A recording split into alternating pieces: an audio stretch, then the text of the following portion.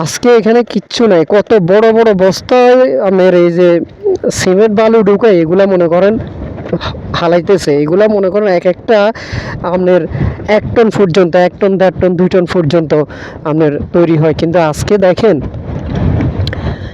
এগুলো মনে করেন সাগরের যে ভাঙা, এগুলা আসলে বাঁচাইতে হইতেছে না।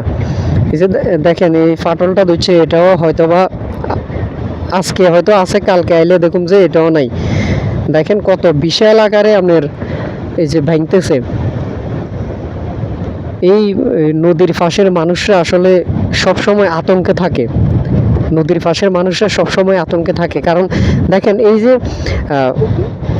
পুরো জায়গাটা মনে করেন এই যে কত শক্ত শক্ত বালু এবং মাটিতে মিশ্রিত এই জায়গাগুলা, এগুলার মনে করেন যদি এই অবস্থা হয়, দেখেন কত বিশাল বিশাল আপনার মাটির শাক আপনার ভাঙি ভাঙি আপনার পানিতে পড়ে যাইতেছে। তাইলে এই নদীর পাশে যারা থাকে, যাদের ঘরবাড়ি, তারা আসলে কেমনে মনে করেন নিশ্চিন্তে ঘুমাইবো, কেমনে নিশ্চিন্তে ঘুমাইবো? নিশ্চিন্তে ঘুমানোর একটাই ওষুধ আছে, ওইটা হচ্ছে আপনার রেগুলেটরটা খুব দ্রুতই করিয়া লাইতে হইব।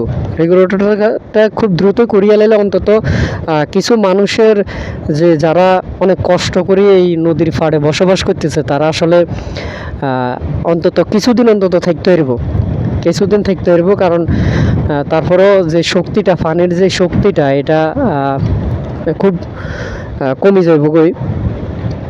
দেখেন আজকে আছে এগুলা, আসলে কালকে আমার মনে হয় না যে এগুলা কালকে থাকবো। কিভাবে কি পরিমাণে আপনার এগুলা ভাঙতেছে, কিভাবে ভাঙতেছে দেখেন।